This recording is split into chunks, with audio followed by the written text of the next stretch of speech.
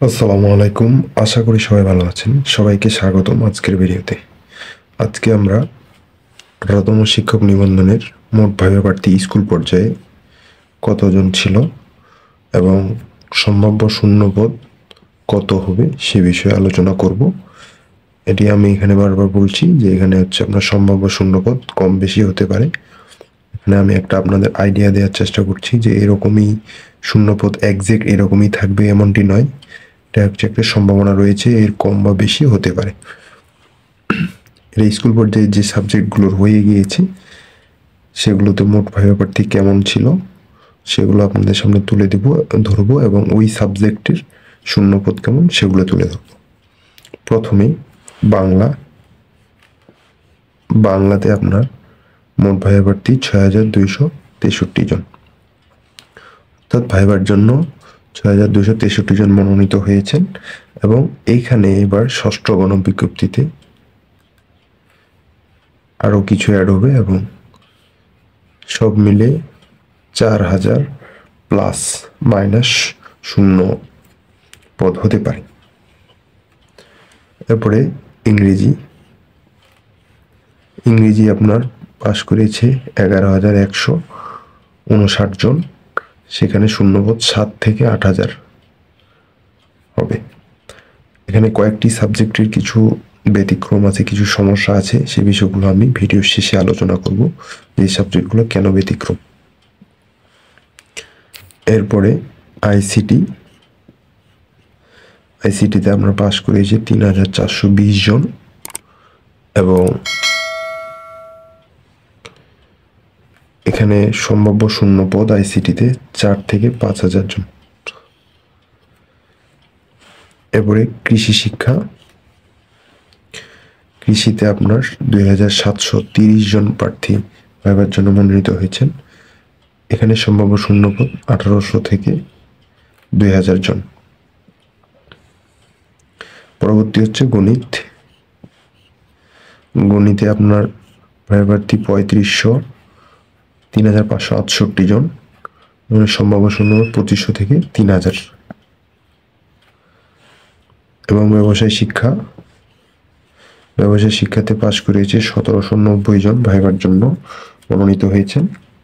তো ভাইবা এখানে সম্ভাব্য শূন্যপদ ১,০০০ থেকে ১,২০০ জন।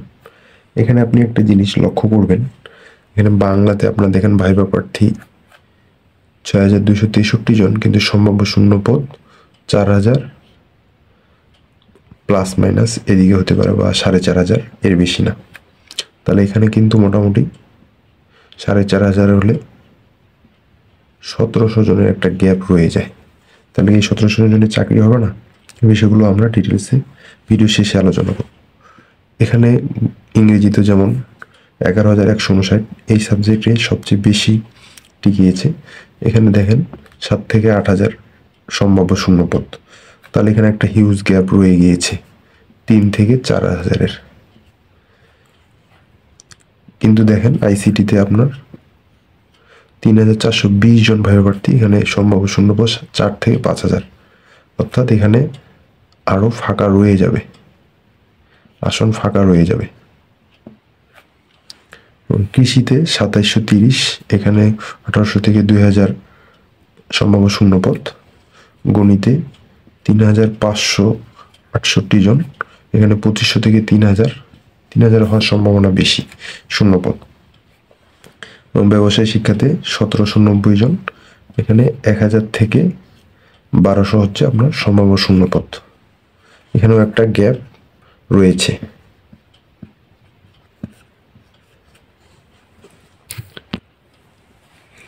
এরপরে রয়েছে শারীরিক শিক্ষাতে আপনার ২৬০০ জন ভাইবা প্রার্থী মনোনীত হয়েছেন এবং সম্ভাব্য শূন্যপদ রয়েছে ৫,০০০। স্বাভাবিকভাবে এখানে ২৬০০ জনের চাকুরি হয়ে ৫,০০০ আরও আপনার প্রায় ২৪০০ জনের শূন্যপদ ফাঁকা রয়ে যাবে। এরপরে ইসলাম শিক্ষা ২,০১২ জন পাশ করিয়েছে, ১৪০০ প্লাস মাইনাস আপনার সম্ভাব্য শূন্যপদ হবে। সেটা হচ্ছে আপনার ষষ্ঠ গণবিজ্ঞপ্তিতে। এবং হিন্দু ধর্মতে আপনার ভাইবা প্রার্থী 840 জন এবং শূন্যপদ 500 থেকে 600। অর্থাৎ এখানে 800-র মধ্যে যদি আপনার 600 জনের চাকরি হয় তাহলে আর 200 জন আবার ফাঁকা রয়ে যাবে, 200 জনের চাকরি হবে না। এরপরে খ্রিস্ট ধর্মতে 59 জন ভাইবা প্রার্থী, এখানে 30 প্লাস মাইনাস শূন্যপদ রয়েছে, অর্থাৎ অর্ধেকের চাকরি হবে প্রায়। সমাজবিজ্ঞানের 298 জন। আপনারা জানেন যে সমাজবিজ্ঞান বরাবরই কম টিকিয়ে থাকে, এবার ভাইবা প্রার্থী 300 জন, গতবারের তুলনায় বেশি। এবং এখানে সম্ভাব্য শূন্যপদ 1 থেকে 150 শূন্যপদ প্রতিবারই সমাজবিজ্ঞানে কম থাকে।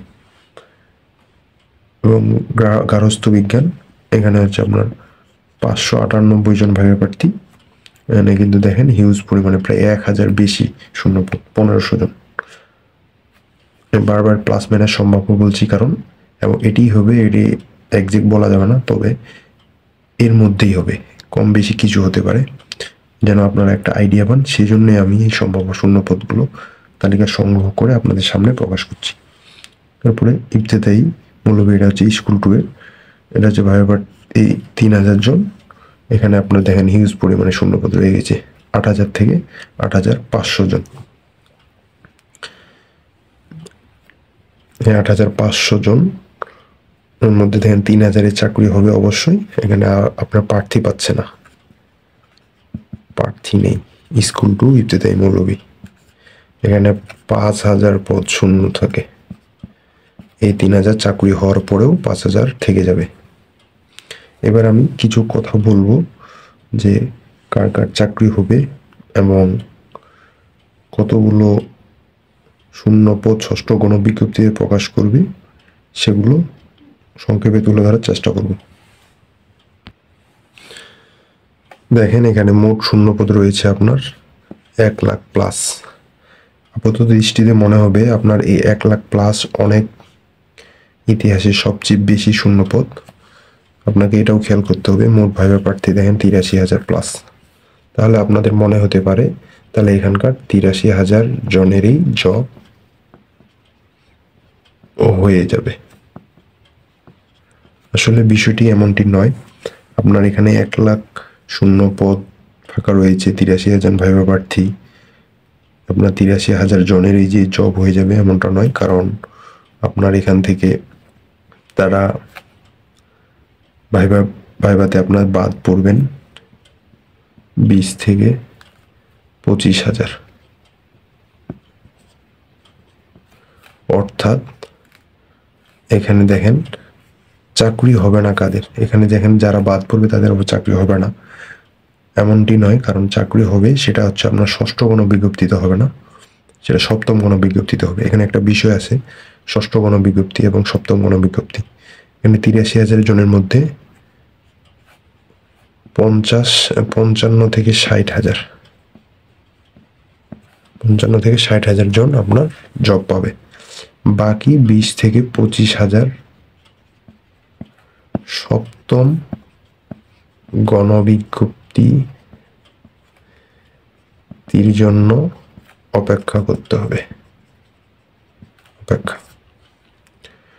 অর্থাৎ আপনার এই কিছু সাবজেক্ট যে আছে এখানে লিখছি আমি, বাংলা, ইংরেজি, কৃষি, ব্যবসায় শিক্ষা, গণিত, এই টাইপসের কিছু বিষয় রয়েছে যেগুলোতে শূন্য আসনের বিপরীতে বেশি পাস করিয়েছে এনটিআরসি, বেশি পাস। এই বেশি পাসগুলোই আপনার বাদ যাবে।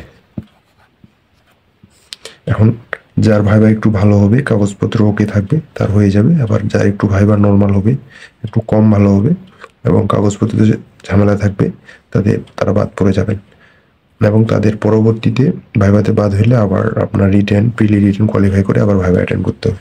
এখন এই সাবজেক্টগুলোর মতো যে সাবজেক্টগুলো আছে শূন্য আসরের বিপরীতে পাস বেশি করে থাকলে সেগুলো থেকে বাদ পড়ে 20 থেকে 25,000 জন আপনার বাদ পড়বে।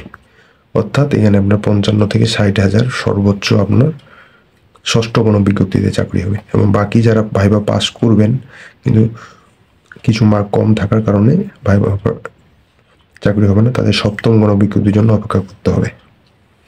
তো এই ছিল টোটাল বিষয়। আপনারা খুব সংক্ষেপে আপনাদের সামনে বিষয়গুলো বোধগম্য যেন হয় সহজভাবে উপস্থাপনা করার চেষ্টা করেছি। জানি না কতটুকু পেরেছি। আশা করি আপনাদের ভিডিওটি ভালো লেগেছে। এই ভিডিওটি যদি ভালো লেগে থাকে আমাদের চ্যানেলটি সাবস্ক্রাইব করে দিন। কোনো কিছু জানানোর বা মতামত থাকলে কমেন্ট বক্সে লিখে জানান। আর আমি বারবার করে একটা জিনিস বলছি, এখানে যে বিষয়গুলো আমরা উপস্থাপন করেছি শূন্য পদে, সেগুলো সম্ভাব্য শূন্য পদ কম বেশি হতে পারে। তো এই নিয়ে মতামত থাকলে অবশ্যই জানাবেন। সবাই ভালো থাকবেন। আজকে পর্যন্তই। আল্লাহ হাফেজ।